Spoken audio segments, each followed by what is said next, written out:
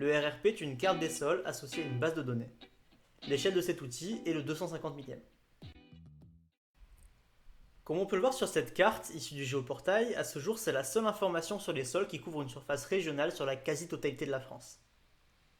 Les RRP sont issus du programme Inventaire, Gestion et Conservation des sols. Ce programme national est coordonné par le groupement d'intérêt scientifique Sol, créé dans le but de capitaliser des données sur les sols. Dans le cadre de ce programme, les RRP ont été acquis par différents acteurs régionaux.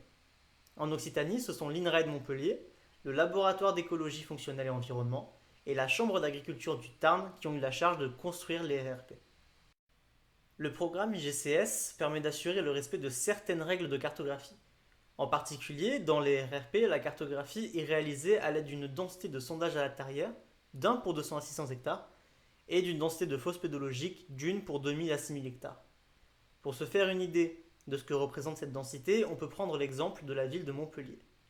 Avec une surface d'un peu moins de 6000 hectares, si la ville devait être cartographiée avec les standards des RRP, il faudrait réaliser entre 10 et 30 sondages à la tarière et 1 à 3 fosses pédologiques. Ceci est seulement un exemple, car les sols des zones urbaines ne sont pas cartographiés à cette échelle. Une base de données nationale est utilisée pour structurer et regrouper l'information, c'est la base de données DONSOL. Sa structure unique, associée à un dictionnaire de données commun, permet d'assurer une saisie harmonisée de l'information pédologique sur tout le territoire. La densité de données recueillies sur le terrain par les pédologues cartographes, que ce soit les sondages ou les fosses pédologiques, contraint l'échelle de représentation. L'échelle du 250 millième signifie qu'1 mm sur la carte correspond à 250 mètres sur le terrain. La plus petite surface représentée est donc de 50 hectares. Cette échelle est donc grossière et permet de travailler au niveau régional ou départemental, mais pas au niveau infracommunal. Dans les RRP, ce sont les pédopaysages qui sont cartographiés et représentés sur la carte sous la forme d'unité cartographique de sol ou UCS.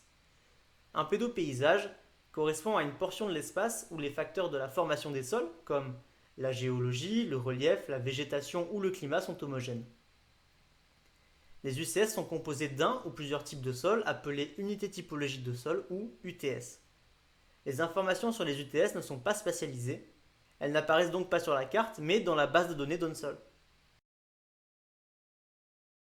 Les UTS sont décrites dans la base de données sous la forme de propriétés qualitatives issues d'observations de terrain. On peut citer l'exemple de la classe de texture, de la couleur, l'abondance de tâches d'oxydoréduction, la nature des éléments grossiers ou l'effervescence à l'acide chlorhydrique. Des propriétés quantitatives sont également saisies dans la base de données. Elles sont issues d'analyses de laboratoire effectuées sur des échantillons de sol. On peut citer la teneur en éléments grossiers, la granulométrie, la teneur en matière organique, la teneur en calcaire ou le pH. Pour y voir plus clair, prenons un exemple. Sur cette photographie, l'UCS 1, nommé falaise de calcaire dur et sols colluviaux hétérogènes en pied de falaise du COS du Larzac, a été tracé. Cette UCS est composée de plusieurs types de sols, c'est-à-dire plusieurs UTS, des lithosols stricts, qui correspondent à la falaise calcaire, des randosols qui sont des sols calcaires peu épais, et des pérosols calcaires qui sont des sols extrêmement caillouteux. Cette information sur les types de sols est contenue dans la base de données. La répartition en pourcentage de surface de chaque type de sol au sein des UCS est également renseignée dans la base de données, tout comme les valeurs des propriétés de sol issues des observations de terrain et des analyses de laboratoire. On regarde maintenant le même endroit en vue aérienne. Il n'est pas possible de représenter les différents types de sols rencontrés sur cette carte. À l'échelle du 250 millième, la faible densité de sondage pédologique ne le permet pas, et les polygones seraient de toute façon bien trop petits pour être visualisés correctement. Seuls les UCS ont été tracés sur la carte.